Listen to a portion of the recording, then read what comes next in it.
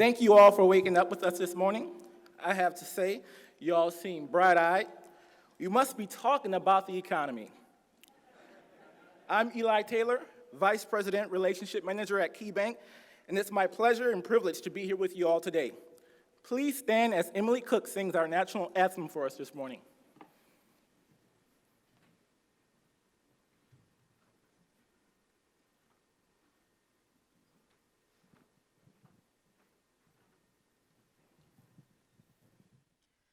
Oh, say, can you see by the dawn's early light what so proudly we hailed at the twilight's last gleaming, whose broad stripes and bright stars through the perilous fight o'er the ramparts we watched were so gallantly streaming, and the rockets rang glare, the bombs bursting in air gave proof through the night that our flag was still there. Oh, say does that star-spangled banner yet wave o'er the land of the free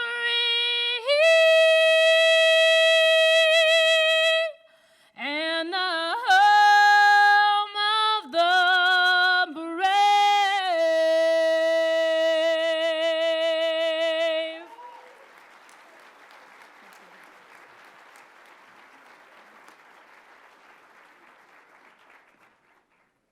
Can we give Emily another hand? That was amazing.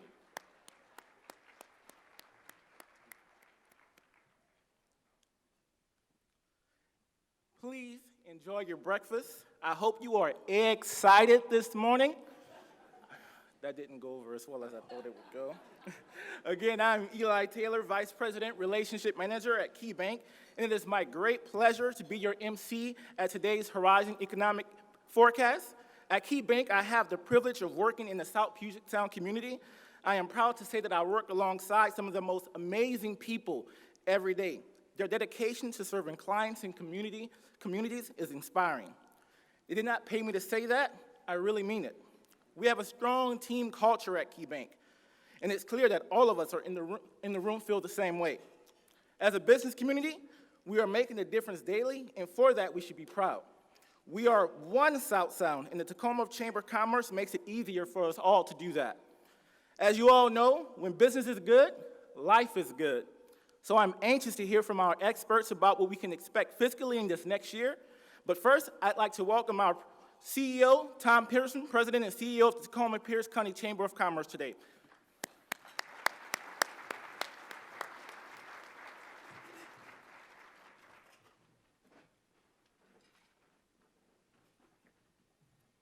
Well, thank you, Eli, and welcome to the 2020 Horizons Economic Forecast Breakfast. You know, there's lots of predictions out there, and today's a great example. A lot of predictions of snow and ice and whatever, but here in the South Sound, we weathered the storm. Right when I walked in, you can see the mountain just coming up, and the sunrise is going to be amazing, just as I think you'll hear about our forecast today in terms of the forecast for the 2020 as we go into this new decade. The Chamber's vision is to make the South Sound the best place to do business in Washington State, and I think you'll hear why this morning. Before we get started, I want to make sure we recognize our sponsors who, without them, we wouldn't be able to do this event today. So our title sponsor is the Port of Tacoma. Let's give them a round of applause. Our keynote sponsor is Boeing. Our speaker sponsors, Columbia Bank. Gold sponsors, Business Health Trust, Key Bank, Puget Sound Energy. Bronze sponsors is Heritage Bank and Tote. You're gonna have to keep clapping here a little bit. PCI report sponsors, Tacoma Public Utilities. Our AV sponsors, Hardcastle AV, and hopefully you like the new screens, they're pretty amazing. Our venue sponsors, Greater Tacoma Convention Center, Convention and Trade Center. Contributing sponsors, Madcap Marketing, we couldn't do it without you, Stephanie. Decor sponsor, PJ Hummel, and then our premier and corporate table sponsors. Again, let's give everybody a good round of applause. Thank you very much. So with that, I'm looking around the room. I'm going to have our county executive come on up. Good morning. Thank you for braving this brisk morning. I'm glad your roads were all plowed. You all got here safely. I can tell you this is one of the mornings that I am the most excited for, right? Because we all know that a strong economy is the foundation for our community, right? People investing in Pierce County and our people are the key to not only good family wage jobs, check that, family wage careers. We want family wage careers here in Pierce County, but it's also the key to good schools, good parks, good communities. It's the foundation. So we're very excited and can't wait to hear the speakers today. But before we do that, I would also like to acknowledge the tremendous business leaders that are in this room, all the community leaders in this room, and we got a bunch of my fellow elected leaders in this room as well. So if you're an elected leader, could you please stand and be recognized? And we got the names up on the AV system. So it's great to see everybody this morning.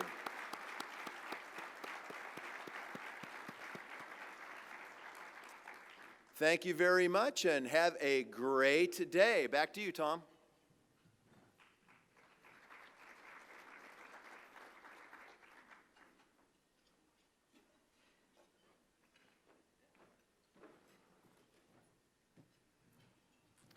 Well, thank you, County Executive Dan Meyer.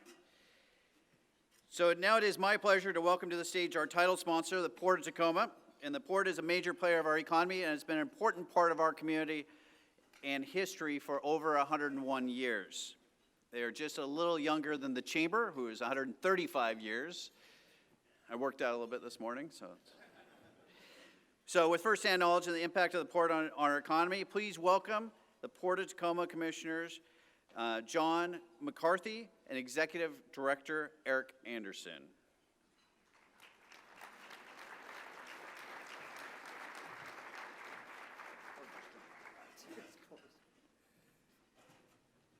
Good morning.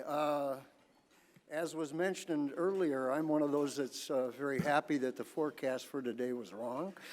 I'm glad to see this full crowd. I am John McCarthy, and I am the president of the Port Commission this year. And indeed, the Port did celebrate its 101st anniversary as a public port. And we did so by swearing in just this week our two newest commissioners who are here, Kristen Ang and Deanna Keller. They're here along with Commissioner Meyer. During the 101-year history of the port, there have been a total of 40 commissioners that have served over that 100 years for the port to grow and develop. As Pierce County's gateway to the global economy, the port is deeply invested in the economic health and vitality of our community. We leverage private and public capital to build infrastructure to not only sustain international trade and manufacturing, but to also grow jobs and strengthen our local tax base. Recent examples of this include the nearly $300 million modernization of the Husky Container Terminal, a project which was completed just this last year through our partnership with the Port of Seattle. The Port of Seattle and the Port of Tacoma joined in forming an alliance 5 years ago. The alliance is to operate and manage our marine terminals. The director of the Northwest Seaport Alliance is John Wolf, who's also here this morning. John served the dual role of both director of the Alliance for 5 years, as well as the Port of Tacoma director for 5 years before our selection of a new Port of Tacoma director, who I'm going to introduce in a moment. Industrial leases on the Tacoma Tide Flats and the movement of marine cargo managed by the Alliance through our facilities generate about $3 billion in economic activity and support and create over 29,000 jobs in Pierce County. Because of this, the Port is taking a very active role in the sub-area planning process with the city of Tacoma, the Puyallup tribe, the city of Puyallup, and the city of, and the city of Fife and Pierce County. We look forward to not only what the future holds for economic development at our port, but also we're in the process of developing a new strategic planning process at the Port of Tacoma, which is about to launch. The person that we selected as our new executive director, Eric Johnson, started about 6 months ago, and he will say a few words about our strategic development process as we move forward. Prior to joining the Port of Tacoma, Eric worked for over 30 years at the Washington Public Ports Association, most recently as their executive director. In that role, he represented Port District interests in state and local affairs and worked closely with state and federal elected officials, including the Washington legislature and state agencies. So please give a hand for the new executive director of the Port of Tacoma, Eric Johnson.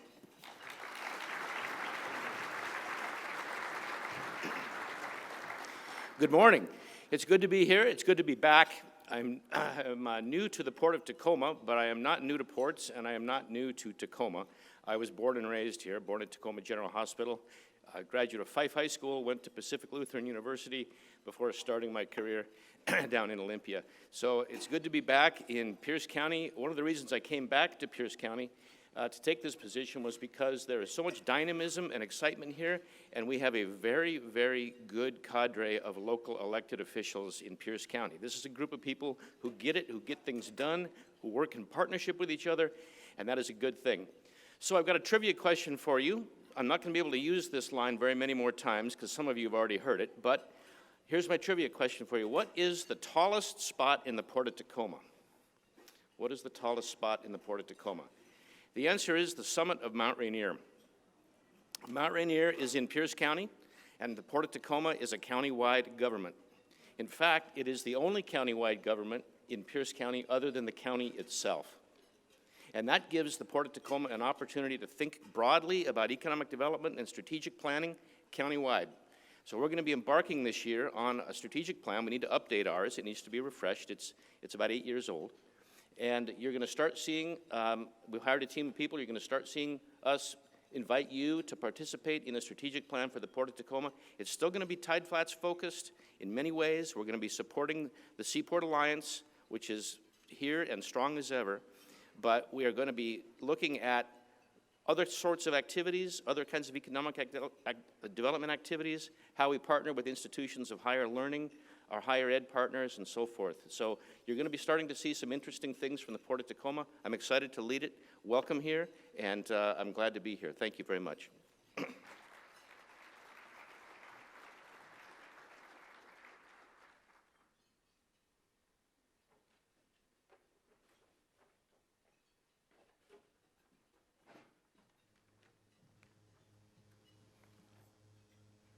Thank you, Commissioner McCarthy and Executive Director Eric Johnson, for keeping the Port of Tacoma working hard as a thriving part of our economy.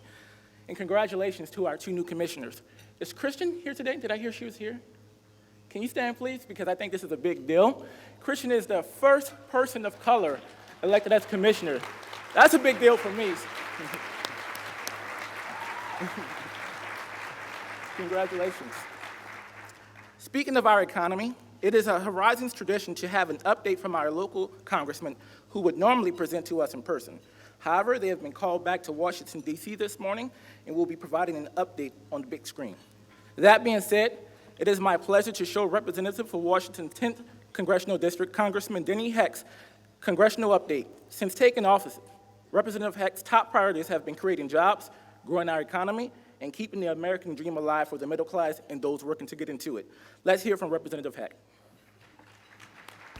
Good morning. I'm sorry I can't be with you today.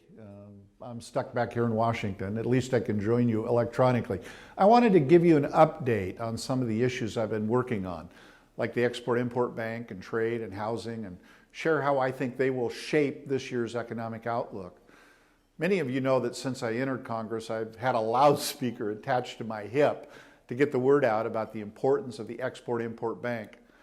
The Export-Import Bank is critical to our nation's manufacturing strategy, fundamental in fact. The fact is, other countries have significantly larger credit agencies than EXIM. To expect our exporters to compete with them without similar help from our own credit agency would be, well, unilateral disarmament. So to keep our nation's middle class, we need to sell into the rest of the world's growing middle class. Despite my loudspeaker, Congress hasn't always heeded the warnings. Due to unprecedented obstruction, the EXIM Bank shut down in 2014 for 5 months.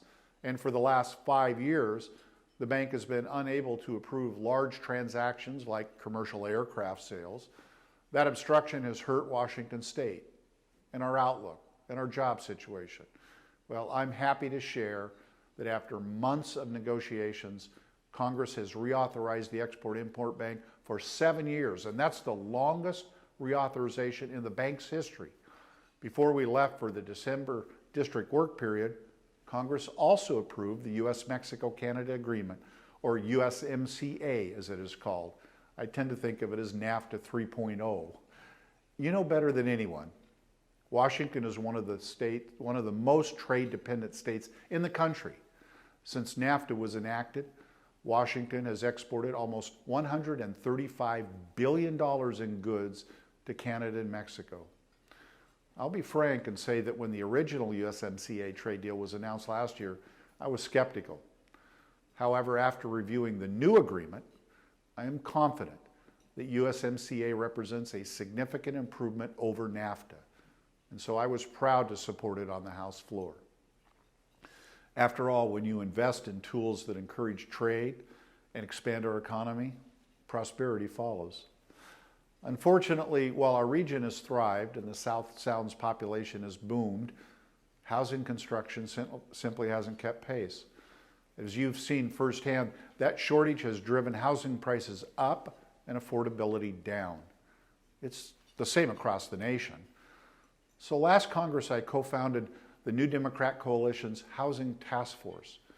We studied the underlying causes of nationwide housing affordability crisis and reached one overarching conclusion.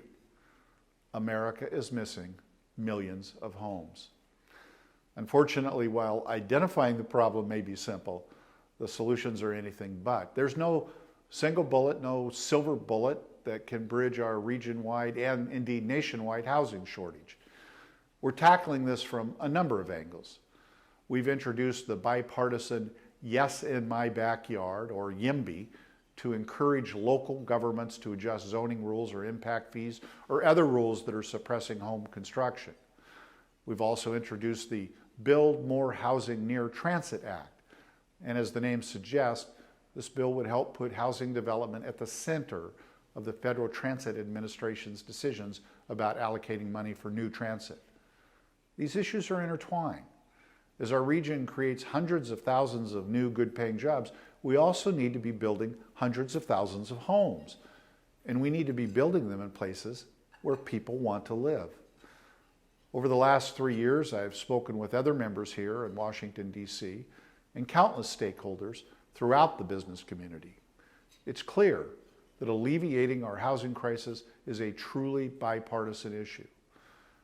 If we want to see economic growth, we've got to establish a foundation for it to sustain itself with pillars like the Export-Import Bank, good trade deals, and housing affordability.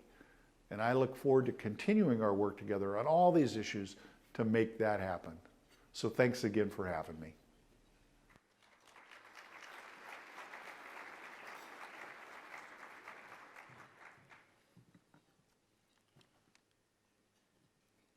We thank Representative Heck for taking time to update us by video today.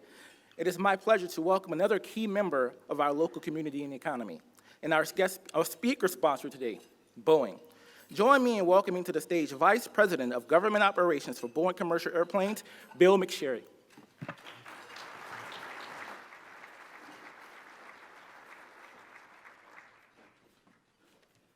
Well, thank you, Eli, and good morning, everybody. We are thrilled to be the sponsor of this year's, or the speaker sponsor of this year's Horizon Breakfast, and to be involved in the breakfast again for a number of consecutive years. While we are a global and, of course, a statewide company, we feel very much a part of the Pierce County community, not only with our Frederickson facility, of course, but also our Auburn facility. Like the city of Auburn, our facility straddles the county border, and so we're in both King County and Snohomish County. In Auburn, of course, we are also proud to be partners with a lot of what happens at the Joint Base Lewis-McChord with Chinooks and C-17s, both on the base.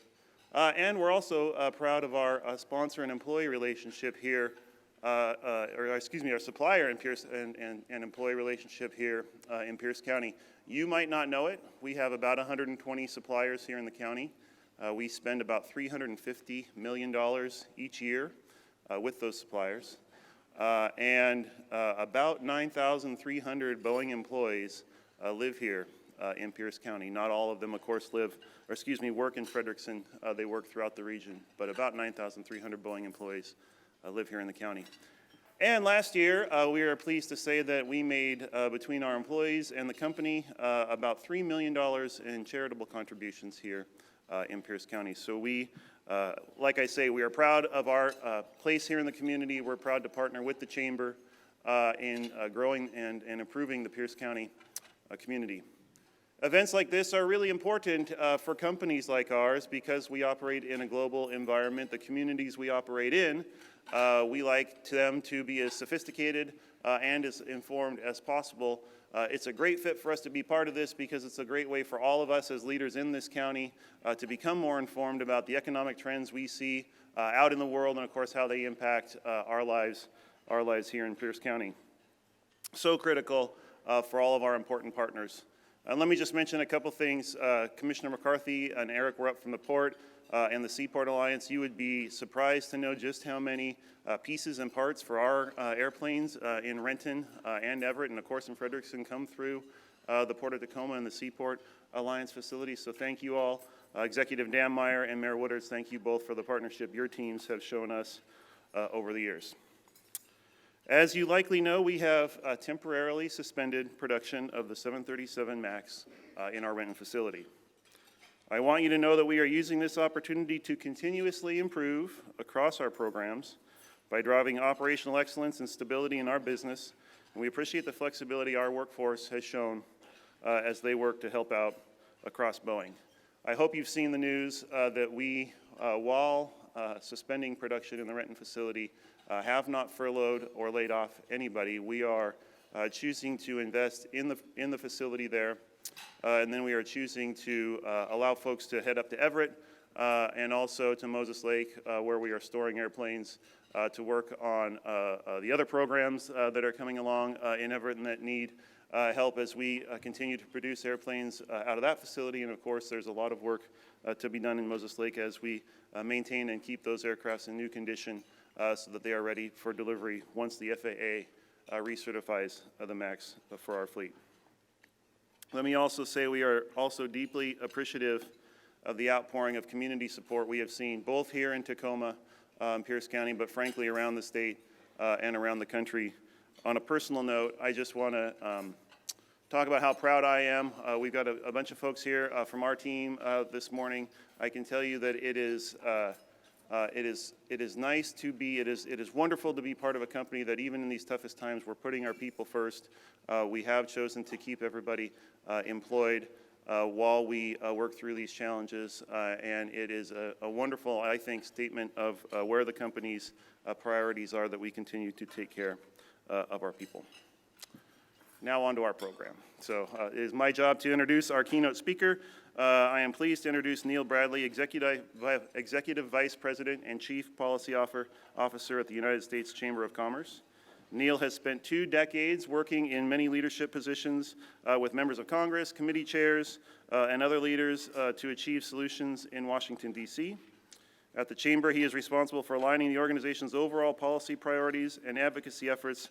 He oversees numerous divisions within the Chamber. I will not mention them all, but it is economic policy, employment policy, small business policy, cyber, health policy, transportation policy, all of them. As the Chief Policy Officer, he oversees, coordinates, and ensures all of them are working together to make our business climate as effective and as efficient as it possibly can be.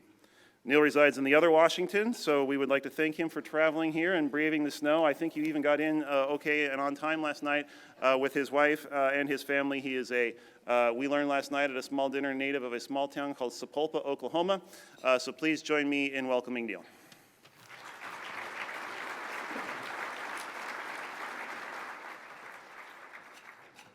Well, good morning. Thank you, Bill. At the U.S. Chamber, we are honored to count Boeing as one of our most important members. We have a long-running relationship, as I know you all do, with the Boeing company, and it's an honor to be here in Washington with Boeing. It's also a pleasure to be here with Tom. I don't have to tell you what a great Chamber executive you have in Tom, but what you may not know is that you're not the only ones who recognize that. At the U.S. Chamber, one of the most important things, value assets that we have is our partnerships with state and local chambers. And we recognize the top 100 chamber executives from across this country, and it's no surprise to you that Tom is among them. So thanks for having me this morning. I want to talk a little bit about the national economy, some of the headwinds and challenges that we see, and then leave a little bit of time for your questions. So let's start with a little bit of a national economic outlook. It's what I've begun describing as a tale of two economies, and it really is divergent. On the left-hand side here, you see indicators of what the economy is doing on the individual or the consumer side. We all know, we've read about historically low unemployment. Unemployment has never been this low in this country in my lifetime. We now have wage growth. The most recent data, 2.9% year over year, was just above 3%. That means it's growing faster than inflation, which you see there, which means people have more money in their pockets, which, by the way, won't surprise you, that means that consumers are confident, and they're out and they are spending money. So the good news is that consumers make up roughly 70% of our economy, and that side of the ledger is incredibly strong. It's not exactly the case on the other side of the ledger, and this is where, at the U.S. Chamber, we spend most of our time. The business indicators are divergent. Business investment is down for the second consecutive quarter, first time in 3 years. Manufacturing has essentially been in a recession for the better part of the year. Residential investment, Congressman Heck was just talking about the need for more housing.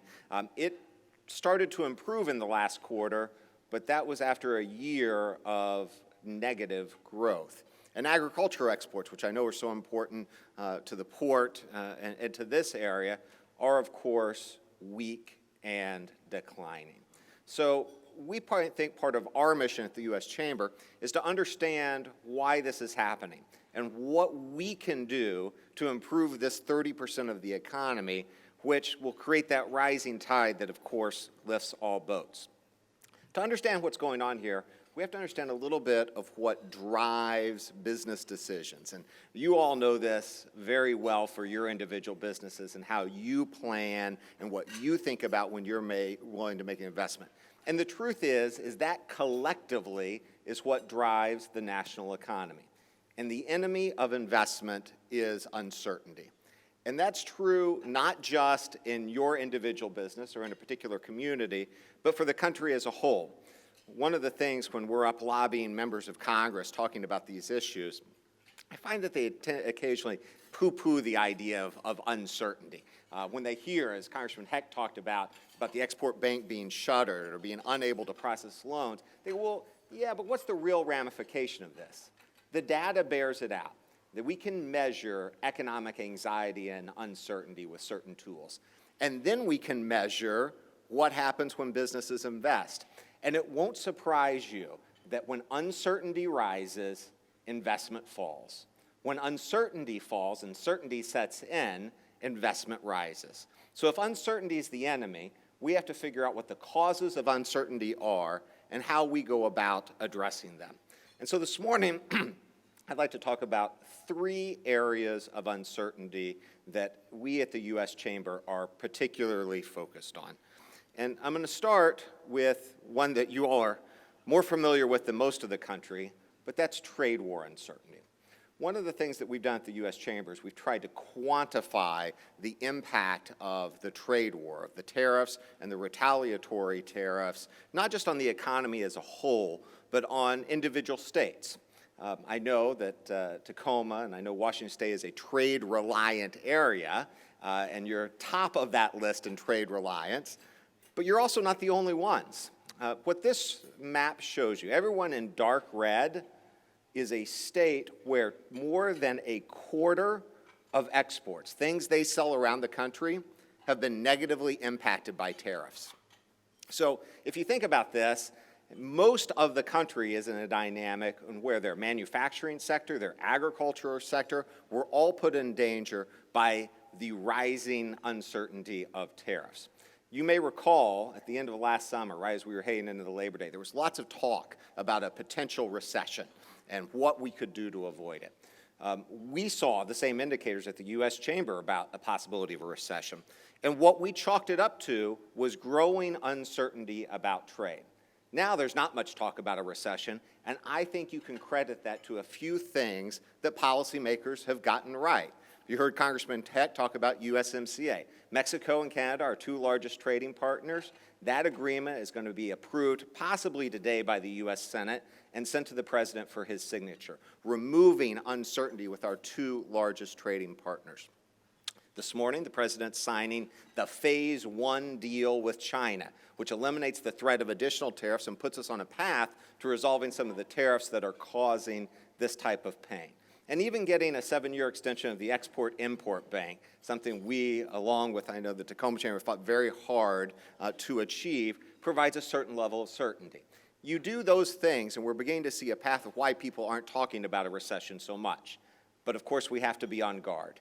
We didn't expect this level of uncertainty a couple years ago. It can creep up on you. We have lots of trade disputes around the world, not just with China, but increasingly with Europe over things like digital services taxes, and it's one we have to be attuned to and understand the implications of if we get it wrong.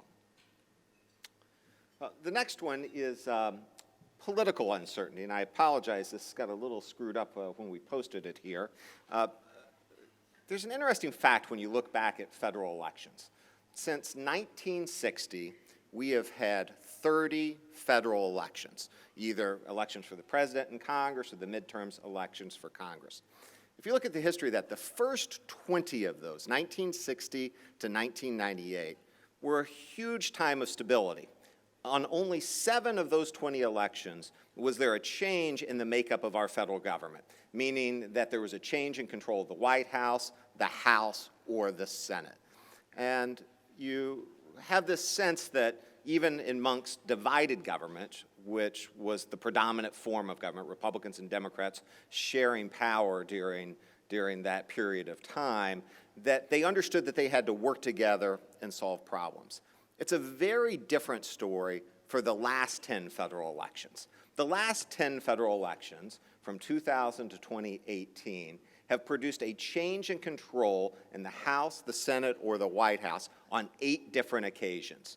And on 3 of those, they produced unified control of government, Republicans controlling everything or Democrats controlling everything. Why does this add to uncertainty? Well, think about all the things that we're talking about in federal policy. rewind to the Affordable Care Act, one of the things that was enacted under a period of unified government. And then we have spent the next 10 years arguing about whether the law of the land will remain the law of the land. Whether you support the Affordable Care Act or don't, whether you think it needs to be improved or not, something that's 1/5 of the U.S. economy, healthcare, it's a tremendous level of uncertainty if each election promises to potentially undo what was done before. And that's true on the Republican side, too. Most of the Democratic candidates, even last night, are talking about undoing the tax law. At the U.S. Chamber, we happen to be pretty supportive of that tax law, but if you're a company and you're planning and you're trying to make an investment, understanding whether that's going to survive the next federal election or if it's going to be reversed is a tremendous level of uncertainty. And if you think about regulatory changes, the president deserves a lot of credit for a lot of the regulatory relief. Frankly, the most changes in terms of a deregulatory nature since Jimmy Carter and Ronald Reagan. But all of those things done with the pen and the phone can be undone by the next president with a pen and a phone. So this lack of stability in the federal policymaking process, the lack of bipartisan buy-in for what we've seen from 1960 to 1998 that dominated, creates a tremendous level of uncertainty for businesses that are affected by federal policy. Unfortunately, that level of uncertainty at the federal level is increasingly being compounded by uncertainty at the state level. Increasingly, our members at the U.S. Chamber who come to us to talk about things going on in Washington, D.C., want to talk to us about things going on in Washington State and California and New York and Illinois. We often talk about the polarization that's gripped Washington, and it certainly has, but there's also polarization that's gripped our states, and it's become kind of the divided states of America. You don't have to go back too far. When I started my career in government relations, the predominant form of government at the state level was divided government. Republicans and Democrats having to work together, similar to what you saw at the federal level from the 60s to the 90s. Now the predominant form of government is either a totally blue state or a totally red state. In fact, if you look at the populations, we're about evenly split. Less than 1 in 4 Americans live in a state that is not entirely one-party control. And what we've seen is this is kind of matured over time, is blue states going one direction and red states going another direction. And the complications that creates for business planning is tremendous. I know that in Olympia they're going to be debating a data privacy rule on the internet. They're going to follow potentially California's lead. Of course, the internet doesn't stop at California's border or Washington State's border or any other state's border. It's truly one of the things that is national in scope and requires a national solution. We're all benefiting from the growth in the gig economy and the rules around that and the ability of folks to work as independent contractors. Yet, we have the states moving in radically divergent directions about how to define that. Imagine if Uber or Lyft or Instacart or any of these other services work one way in one state, and you cross over, you land somewhere in another state, and they work totally different because we can't figure out similar rules of the road. So one of the things that we have to do, we're convinced, as business leaders, is talk to our elected officials about the importance of certainty, about the importance of interstate commerce. Of course, we believe in local government and local control, but we also have to maintain the national economy that our founders gave us when they broke from the Articles of Confederation to write a constitution that endorsed things like interstate commerce. If that's a sour note, let me leave you on an optimistic note. Congressman Heck talked about some of the things they accomplished at the end of 2019.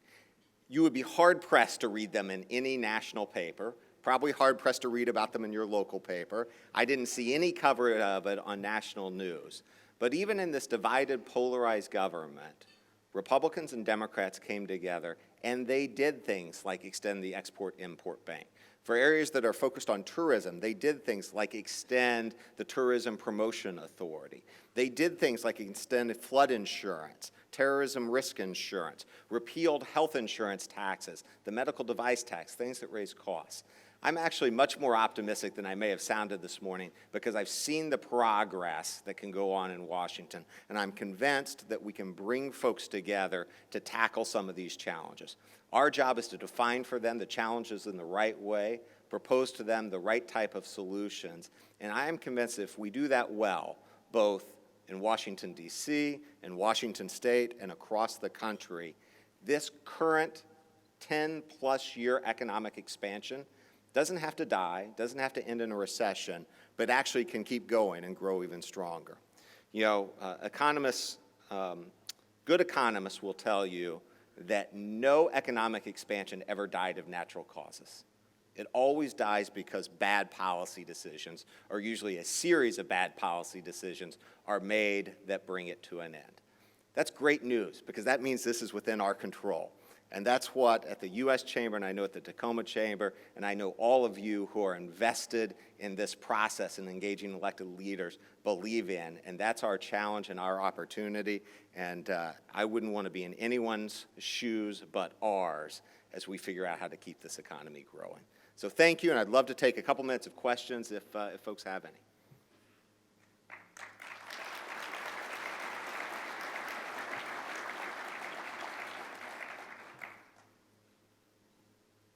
Yes, sir. Good morning, Kevin Bell, Multi-Care Health System.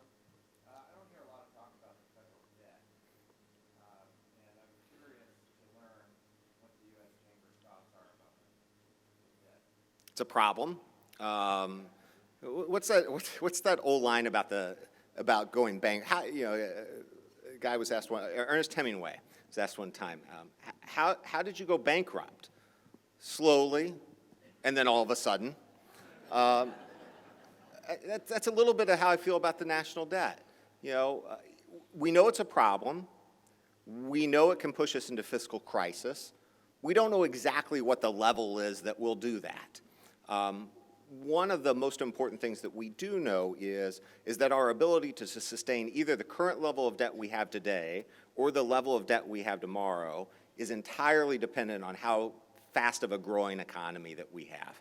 And if we can grow our economy faster than we're growing any of our debt or interest burdens, it's going to be just fine. And so we have to focus on both sides of that ledger. We got to be smart about spending. We got to be smart about revenue policy. We frankly have to tackle entitlements.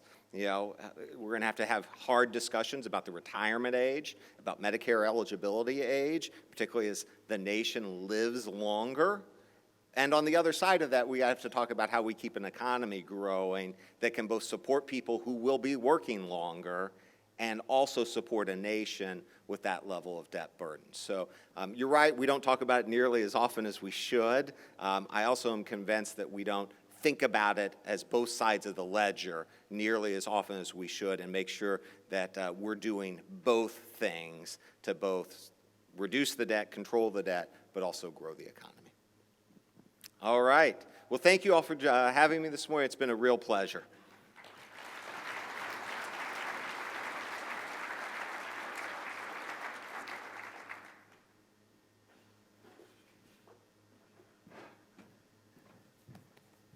Thank you, Neil, for that insightful and engaging conversation.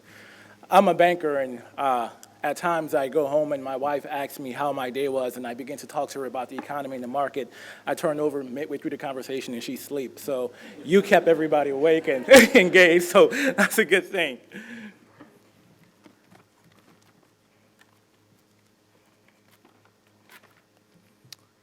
To provide further insight on our nation, I invite you to watch United States Representative of Washington's 6th Congressional District, Derek Kilmer, in his video update. With over a decade of experience working in economic development in the Puget Sound region, Representative Kilmer is focused on getting our economy and our Congress back to work. Please join me in watching Representative Kilmer's Congressional update.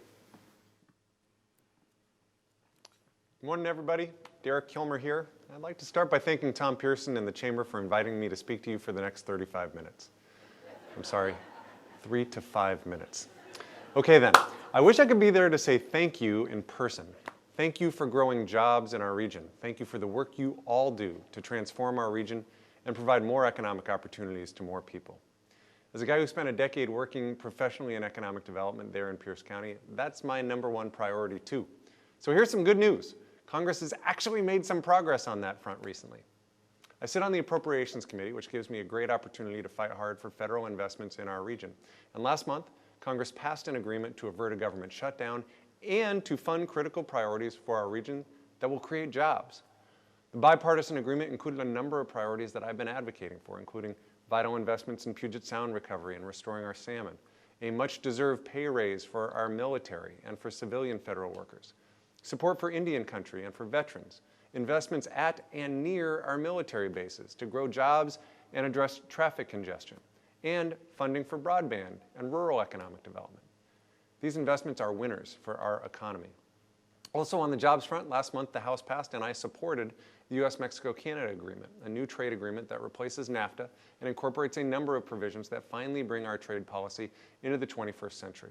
That was needed. NAFTA was an agreement that mentioned telegraphs but didn't mention the internet.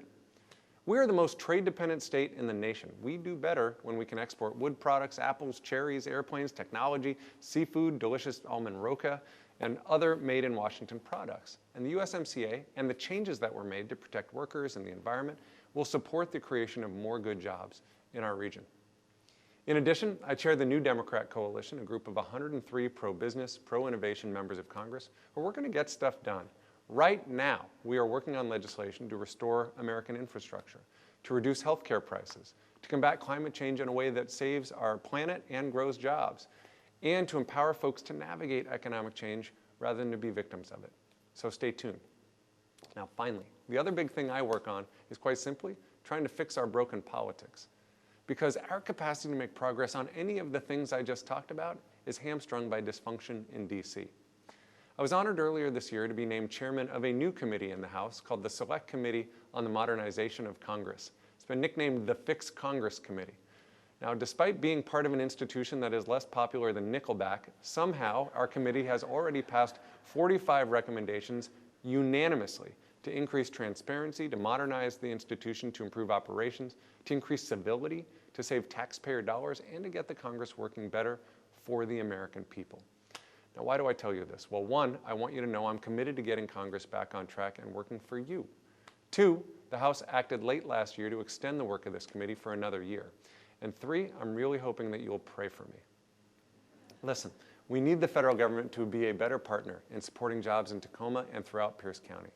We have so much to offer: world-class institutions of higher education, innovative businesses in every sector you can think of, an outstanding port, great local leaders, a passionate community of residents that love where they live. It really feels like our horizon is bright. So count me as a partner in working to make sure that's the case. And we'll see you soon.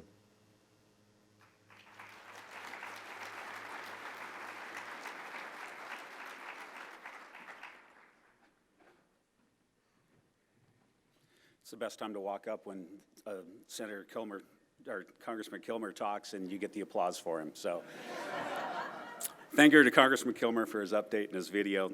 I'm Chris Merriwell, Chief Operating Officer with Columbia Bank. Tacoma and Pierce County is our home. It's where we're headquartered and where we started. In turn, we feel truly embraced by the community. We share a common success story with the community. Just as Tacoma and Pierce County have grown and prospered, Columbia Bank has grown from a small community bank in 1993 with approximately $150 million in loans and $120 million in deposits to one of the largest banks in the Northwest, which recently surpassed $14 billion in assets. Along the way, we've made deep investments in the community, including providing millions of dollars in philanthropic support and thousands of hours of employee volunteerism to help. Columbia Bank is a dedicated partner with the Tacoma-Pierce County Chamber of Commerce, and I'm excited to be here today to introduce Dr. Neil Johnson of Sound Resource Economics and Tom Layson of KBTC, who will present the Pierce County Economic Index report. The Pierce County Economic Index, sponsored by Tacoma Public Utilities, is presented to the Pierce County community as a measure of the economic well-being of the community. It's my great pleasure to introduce two professionals with exceptional expertise in their respective fields of research and communications. Gentlemen.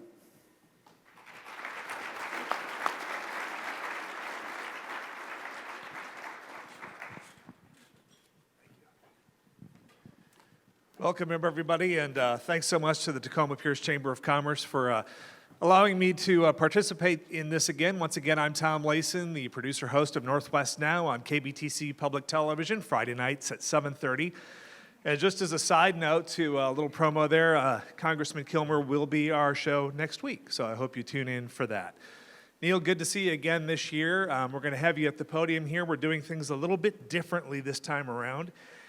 And we're going to take an executive summary of the executive summary, if you will, and do our top 3 hits of 2019 and our top 2 possible headwinds going into 2020. So let's start with the wins for Pierce County in 2019. Number 3, housing remains affordable, which is good news relative to King County. Yeah, so you may have heard, reports of housing prices going up, but at the same time, income levels have gone up, and more importantly, mortgage rates have actually gone down. If you're familiar with my prior housing affordability indices, last year I think we were probably in the low 120s, with lower numbers being less affordable. We actually bounced back up to about 130 this last year. And compared to King County is down there around 100. They're right at a point where the median income household can just afford the median priced house. So that's been good news in terms of affordability, in terms of being able to attract people to a place where housing's not a nosebleed event. Number 2 on the list of good stuff for 2019 is employment. Employment is strong, and also labor force is strong. Yeah, so I actually have a slide for this. Can you go to the next slide, or do I have control over this? Let's see. There we go. Oh, sorry, that's not the right one. There we go. So this graph here shows the changes in the labor force, the number of employed Pierce County residents, as well as in-county jobs. And last year, job growth within the county, as well as growth in the labor force and the number of employed were about the same.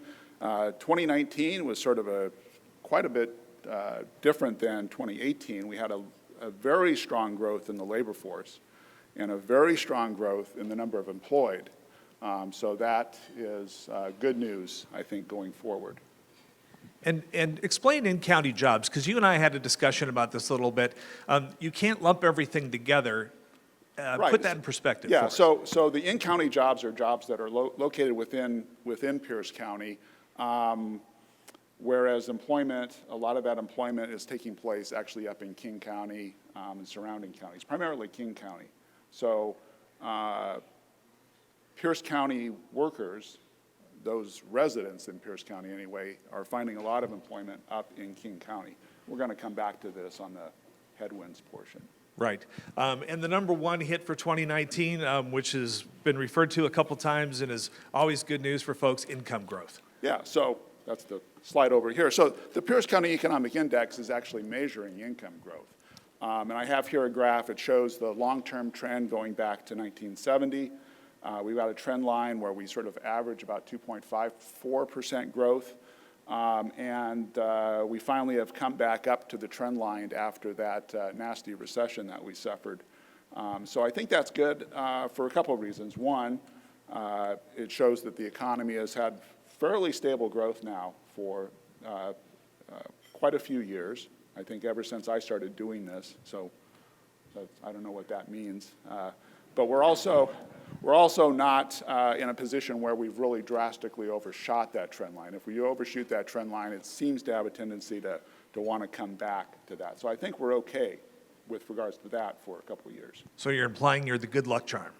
Well, certainly. Yeah, okay. Okay. Yeah. Let's move into possible headwinds for 2020. It was mentioned today, some good news. The news cycle today obviously is going to be dominated by the articles of impeachment being delivered by the Senate, but let's not forget too that the administration is signing phase 1 of a new trade agreement with China. But one of the headwinds that is there that was mentioned, impacts on tariffs and port activity. Yeah, so if you pay attention to the ports shipping activity from month to month, it's actually taken a bit of a drop the last several months of 2019. I don't know what the the December numbers will look like, but the prior 3 months data showed a drop in container activity relative to the prior what we saw in 2018.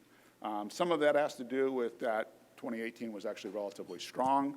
If we look farther south, however, if we look down at Port of Los Angeles, Port of Long Beach, they have similar patterns. They've actually lost more of their container traffic. And some of that is sort of built in. We had tariffs, a lot of uncertainty about the tariffs. And I'm not sure, they sort of have reached these agreements. The tariffs aren't going away. They've perhaps have been reduced. There's not going to be more severe tariffs. So there's some reduction in that uncertainty, but I think a lot of it's already sort of baked in for the next several months. So that's sort of a headwind. That does affect employment within Pierce County. It's not clear how that drop, if it's temporary, how that's actually going to affect the county.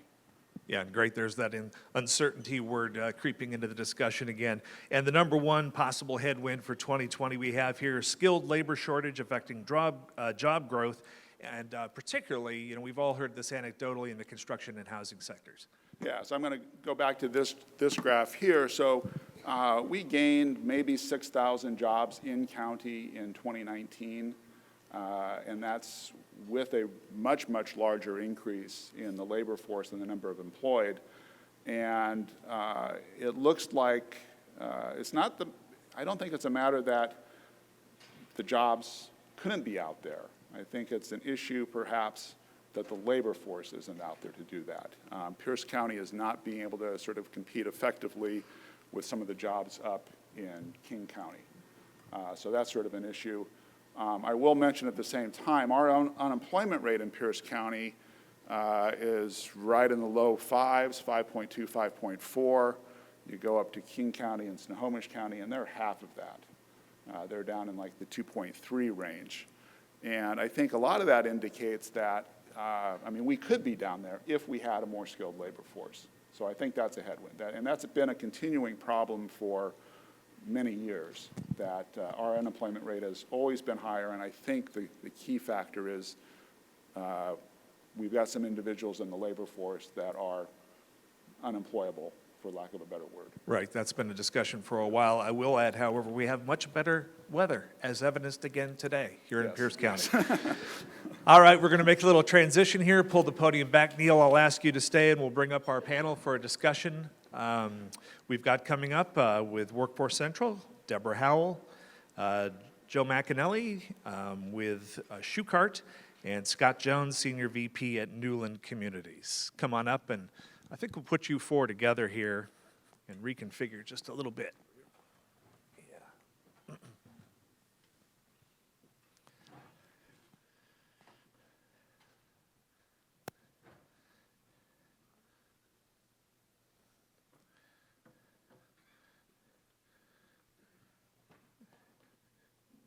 And I think you probably have another mic coming too, I'm thinking.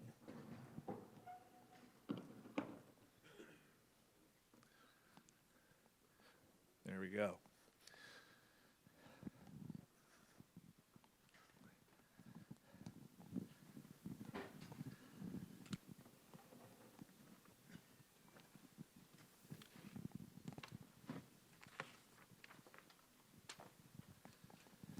Thank you very much. All right, welcome to the Horizons Breakfast, and great to have a discussion here. And I want to do a little disclaimer, because this has been brought up a couple of times. We realize we don't have representatives from every vertical here, but I guess I'd ask you to draw from your well of knowledge about other verticals and other aspects of the economy. I don't think we have any stumpers here particularly, but if we talked with, if we had somebody from every vertical, we'd have 60 people up here, because we do have a diverse economy here in Pierce County, which is a good thing.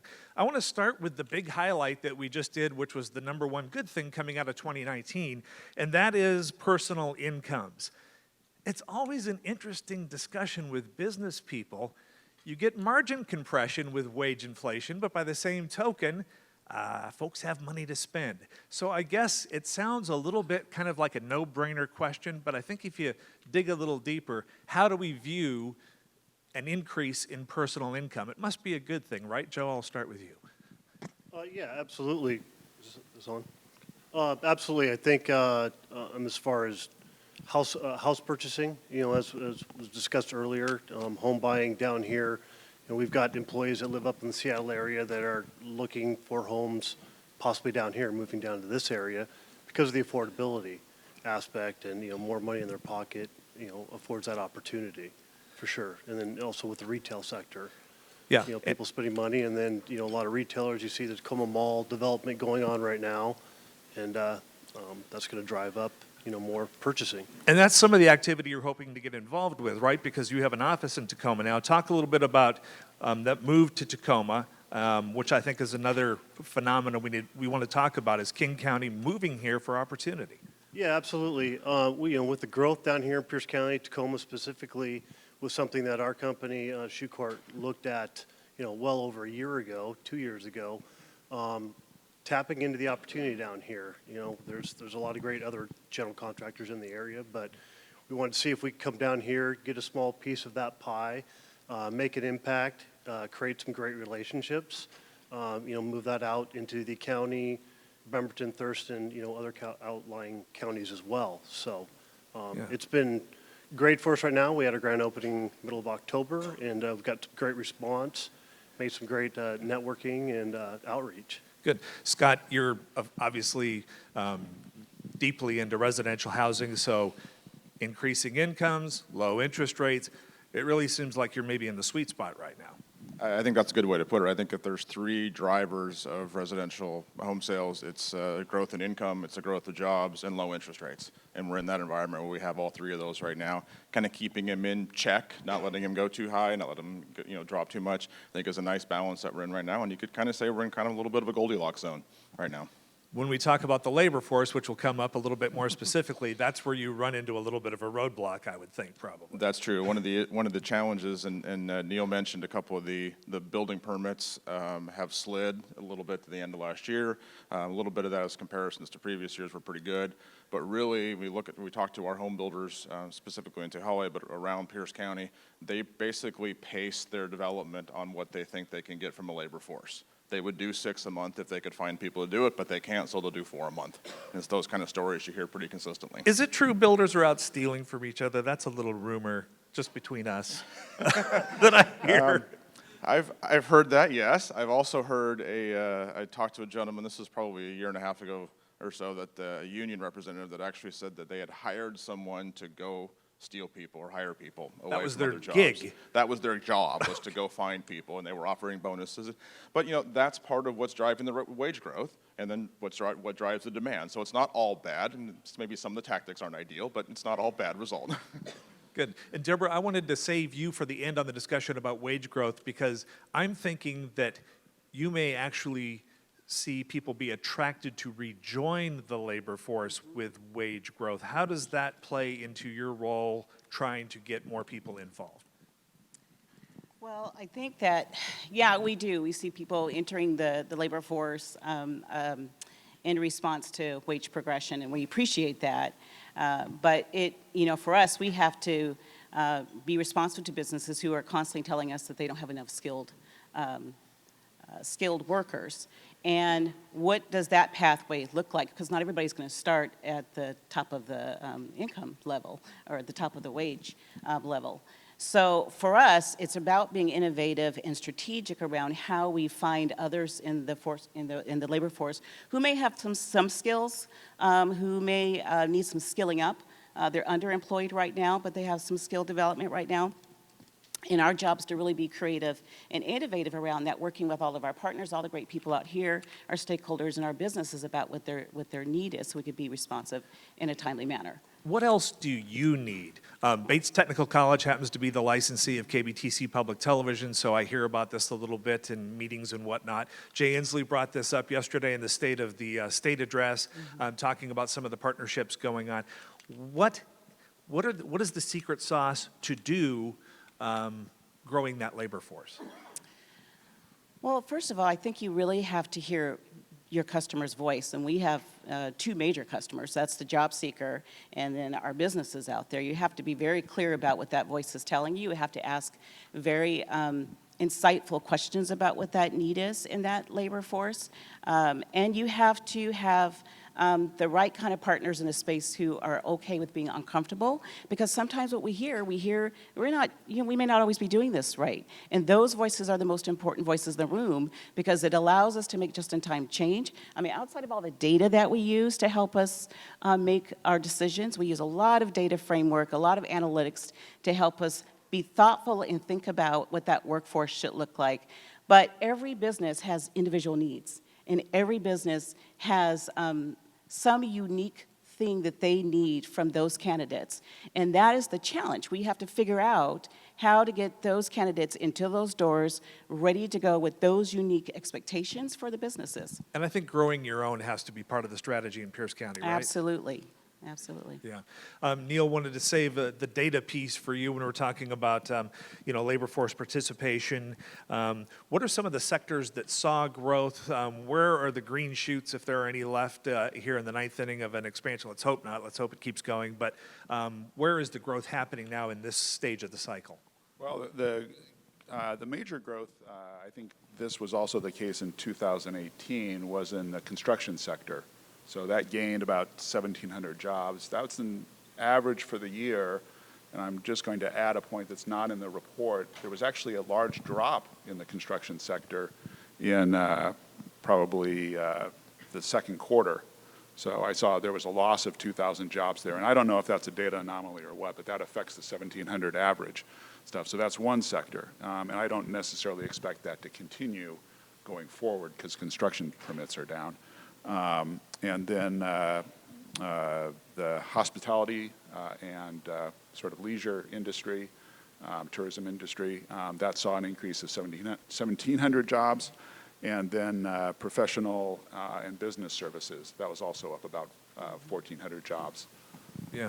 When you're talking about the construction industry, maybe you could make a quick comment, and then Scott, I think one of the interesting things that you pointed out when we were just having a little small talk about some of the data is that the salary increase and that piece of good news actually supports higher housing prices. Nobody wants housing prices to go higher, but theoretically speaking, we're still, I guess you could say, underpriced, right here? Yeah, I mean, if you're looking at King County and them being, at a housing affordability index of 100, that's based upon their average income or their median income up there. And that's much higher than in Pierce County. So when you factor that in, if you're looking at somebody who's currently living in King County with an income sort of similar to what other King County residents are getting, Pierce County is really attractive. I mean, I guess I could actually do a housing affordability index of, Pierce County prices with the King County income, and we'd probably be up at like 170, 180. So it's affordable. Very affordable. Is that a phenomenon we're seeing? And Joe and Scott, feel free to chime in on this. Are we seeing Seattle incomes or close to Seattle incomes moving to Pierce County, looking for a more affordable house and not to be so house poor? Describe what's going on with the consumer and who it is you're targeting and what their profile is as they come here. There's absolutely no question that we're seeing buyers who currently live in King County moving to Pierce County for two reasons. One is you look over if they've owned their house for, say, 10, 15 years in King County, the appreciation that they've seen there in the equity, you can frankly cash out and buy a house in Pierce County for cash if you want to, not even have a mortgage, or take advantage of low interest rates, go ahead and put a mortgage on it and go travel for a year, take a year off. There's a lot of options. There's a lot of older families that maybe need a larger house to accommodate an older family member with them to take care of them. In Tehali, roughly 50% of our home sales are to King County residents moving south, and so I mean that's not a blip in the data by any means, and that's been the trend and been a growing trend since we opened about 8 years ago. So yeah, I don't think it was last year. I think it was the year before. I actually went up and profiled a builder as the field piece setup for the annual program Northwest Now does on Pierce County's economy, and at that time he was really seeing a phenomenon of out-of-state buyers coming in.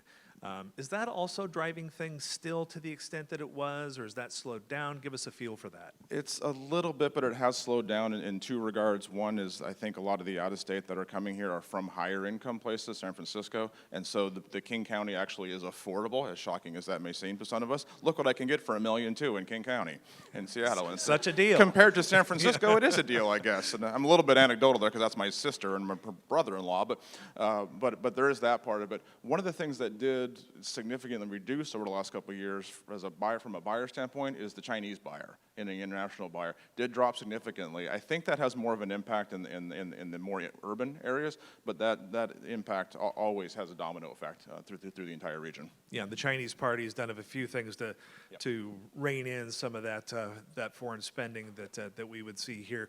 Joe, what's your take on this question? I know you look at development, you look at building. What kind of trends are you seeing when it comes to affordability and the relative opportunity that exists here? Yeah, I think you're seeing the multifamily development, occurring here in Tacoma area. There's a number of projects that are coming out of the ground right now, almost completed, and a number of those that are going to be starting here this year. We met with an architect down in the Portland area a couple weeks ago that's looking at doing 2 multifamily housing projects here in Tacoma. So seeing a lot of those come up, and then hearing about others that are, kind of in the works, looking for, additional financing. And then construction costs are really impacting some of those decisions as well. What's going on in the regulatory world, some of the risks associated with the multifamily? I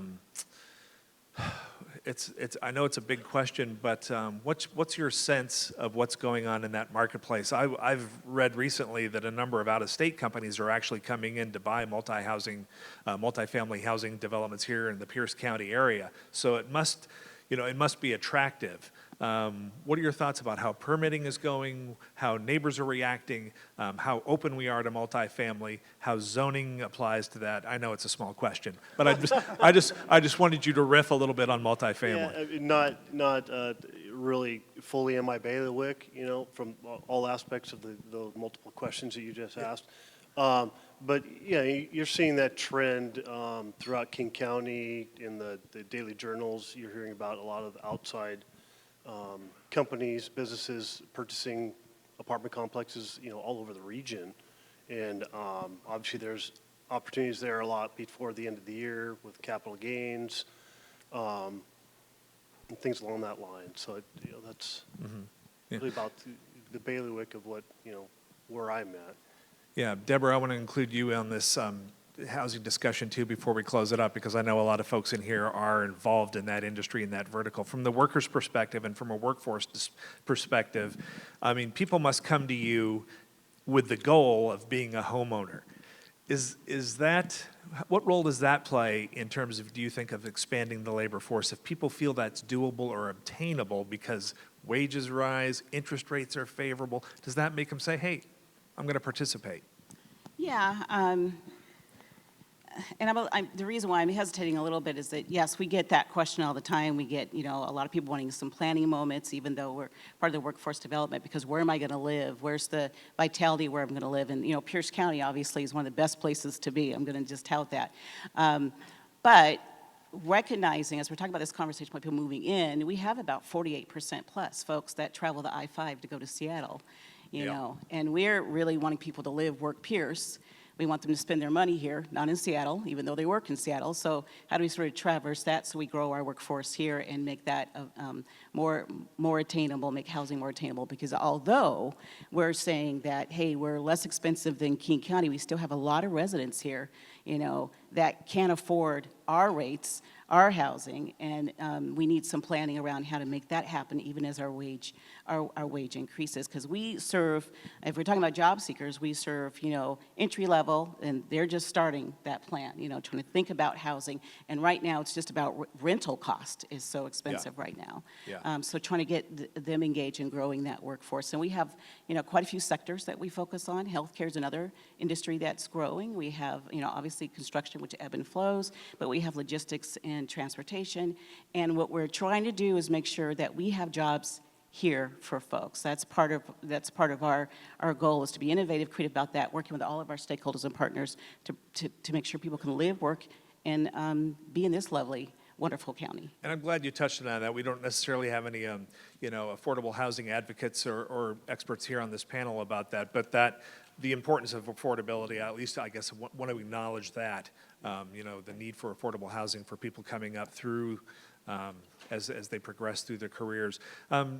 Could you build on that a little bit, Neil? You talked about it in our greatest hits here when we did the quick bullet points, but every year we talk about the phenomena of folks getting in their cars and banging up 167 and I-5 to go to King County to work.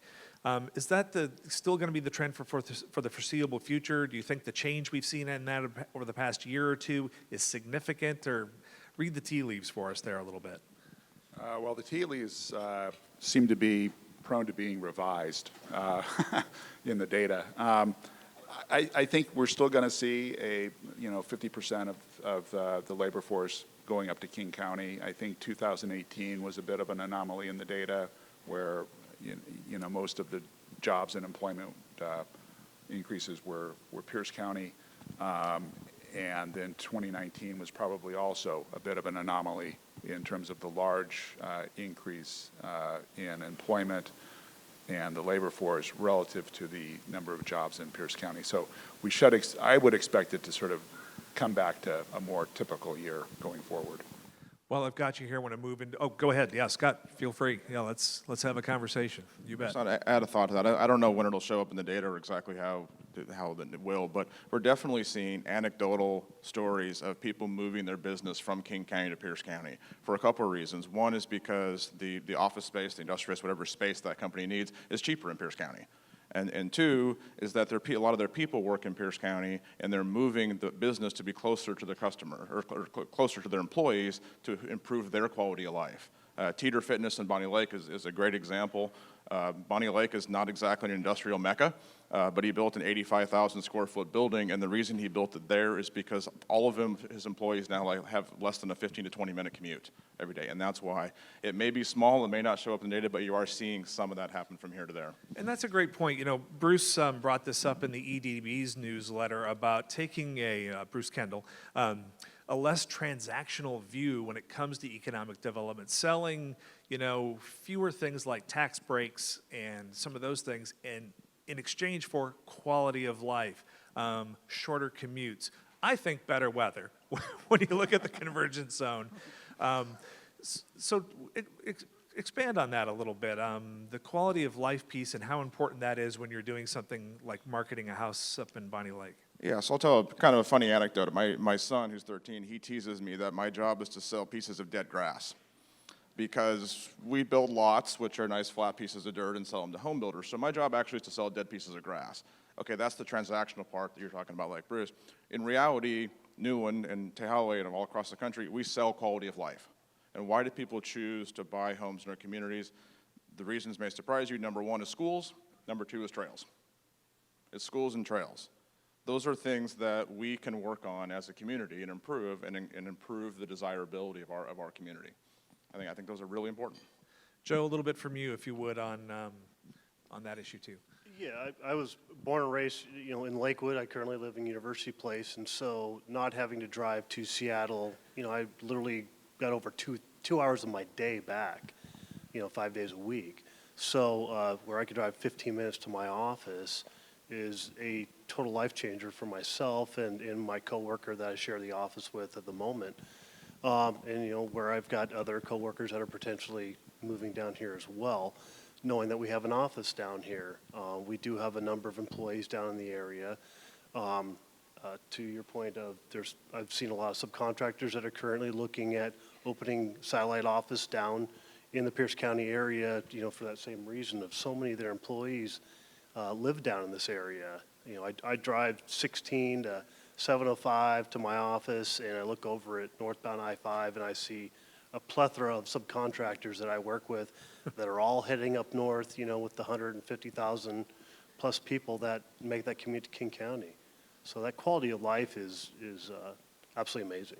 Along with that trend, you and I had a brief conversation offline that I'd like you to speak about too while you've got the mic, as we shift gears into another piece of the executive summary that we're sort of stepping through here. The data, of course, the deep dive, if you want to take it as some of the supplemental material, just as an aside there.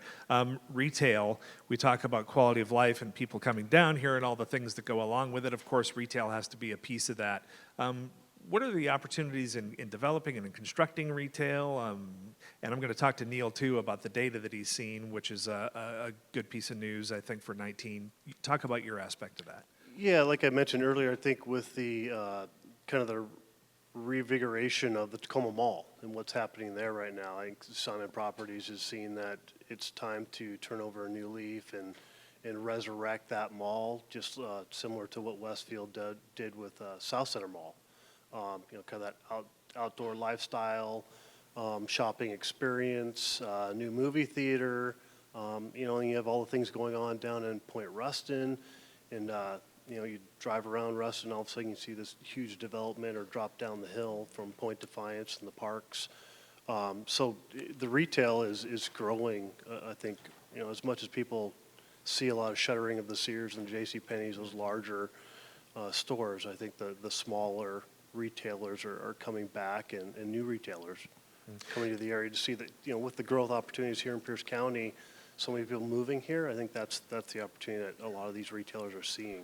Right. Neil, what's the data have to say when you look at strong jobs and income increasing? Of course, that seems to flow directly into retail. What are you seeing in your report? Yeah, so the retail sales have actually slightly outpaced income growth in the county. If you look at the retail trade sector, it's been, I think it was up about 4.4%, slightly higher than the increase in income. If you go and look at, say, construction sales, that's actually sort of goes in line with construction permits, and that was up much stronger than the retail sales. So I think going forward, I think it's still looking good in that sector. One interesting thing I will point out, and I don't have companies to sort of attach it to, but the data seem to show the loss of Sears in one area, and those dollars flowing into other retailers and stuff. And so while Sears is gone, it appears that the spending that was going on at Sears has just gone on to some other retail stores. And Deborah, again, to tie workforce into this, how important is retail? You know, working up that career ladder, is it an important source of jobs, or at least first jobs or early jobs? I know some of the, gosh, I was reading the other day, some of the fast food chains are paying managers pretty substantial salaries. So you really can't make that generalization anymore necessarily. But talk a little bit about the importance of retail from your perspective. From our perspective, it's a great opportunity, particularly for our young adults when they're starting out in their careers. It's a great pathway moment for folks. Lots of learnings happen when you're in retail or service delivery. My first job was at lovely Godfather's Pizza. I learned a lot about customer service delivery, what not to do, how to write my first check, all of those great things, how to deal with customers that were yelling and screaming at me. It has all of that, all of those components, and I think retail is a great pathway. The other thing about retail is that if you are just on a pathway to get a degree or a high school diploma, or that's your goal. I want to get my high school diploma and I'm done. I don't want to do anything else. Retail is a great pathway to move up the ladder without having to get a lot of credentialing. You learn on the job. We had a regional director when I was working in retail who made $200,000 a year, plus anything that we did extra, and he started out as a stock person. So the opportunities really are endless, and you're absolutely right. I mean, McDonald's, I think, gives you a car. You go to McDonald University, and so the opportunities for growth and all of those. So we have to think differently about, when we talk to young adults, about their career trajectory. You have to think differently about how we speak to them about that, so that they can, it's the same thing about, you know, warehousing and manufacturing. You had to be thoughtful about how we speak to young adults about those types of jobs, because in their mind, you know, they're dirty, they're not real sexy jobs. A lot of technology. But it's a different world. Yep. And when you add AI into the equation, it's a whole different story. And I'm glad you kind of read my mind there, talking a little bit about some of the soft skills, which is another area that we've talked about in terms of growing your own and labor force development. I want to give everybody a chance here in our last 3 minutes here. Start down on the end with Scott. Just closing thoughts, what it is about what you do and what you think and what you're doing in Pierce County that folks should know that maybe I didn't get out of you.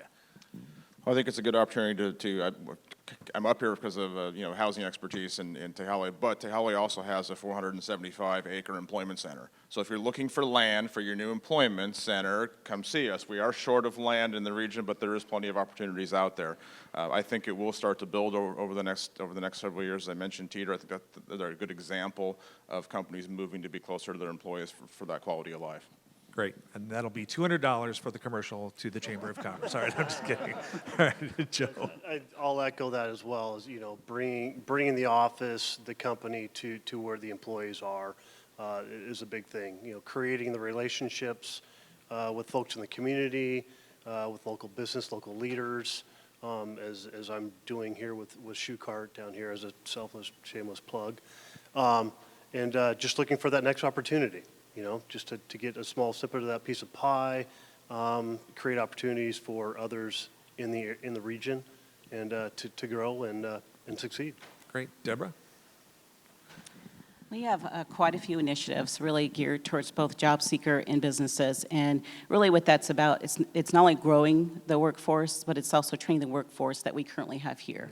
We talked about that a little bit earlier. We have a lot of people in our community, and I think we have a lot of people that we just simply need to skill up and let them know who we are, where our resources are, who all our partners are, and I think we need to be extremely responsive to the business voice and really ask the right questions, hear what that voice is, and it takes all of us. I mean, we're all a village here in order for us to make that work and to be responsive to growing that workforce here and bringing the right people into town and getting people connected to jobs. Great, all right. And Neil, any last thoughts about this year's PCEI? Put a strawberry on it for us, if you would. Well, I'm going to go back to something that the other Neil said, the Neil with the I said, is uncertainty. If we can get the uncertainty down, there's no reason that we have to go into a recession anytime. I learned while driving on Sunday that Australia hasn't had a recession in 30 years. So there's no reason that 10 years needs to be considered a long period of economic growth. Yeah, it's almost a habit, isn't it? Yeah. All right. Thanks so much, all of you. Deborah Howell, Joe McAnally, Scott Jones, and of course, Dr. Johnson for participating. I'm Tom Layson with KBTC Public Television. Thanks again to the Chamber, and great discussion, everybody. Thank you. Thank you.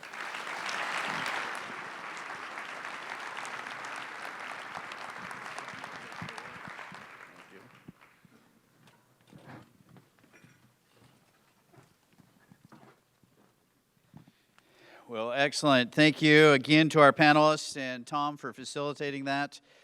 One of the things that we aren't able to do is dig super deep into all these sectors. And so at your table, I'll just remind you, if you've got your reading glasses on, there's a URL on here as well as a password, and that gets you a 27-page report diving deep into these different sectors to be able to give you some more detail in terms of what's happening in Pierce County's economy. And so that is part of your gift to you as part of your breakfast as well. So I would just encourage you to grab a pen, grab your neighbor's pen, don't let them get it, or somebody else's, but no, just grab your own pen and do that.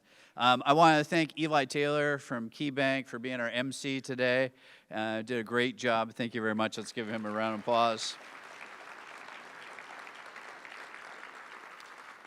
And to all of our sponsors, again, thank you. We couldn't do this without you. We appreciate you, and we look forward to a great 2020 in partnership together. Before we close, I just do want to remind you, 2020 is going to be an amazing year, just as the sun came out today and the snow didn't. We do have some great things coming up. We've got the Workwell Awards coming up on Valentine's Day, just in case you need a Valentine's lunch. Come to the Chamber. I know that's what's top of mind for you.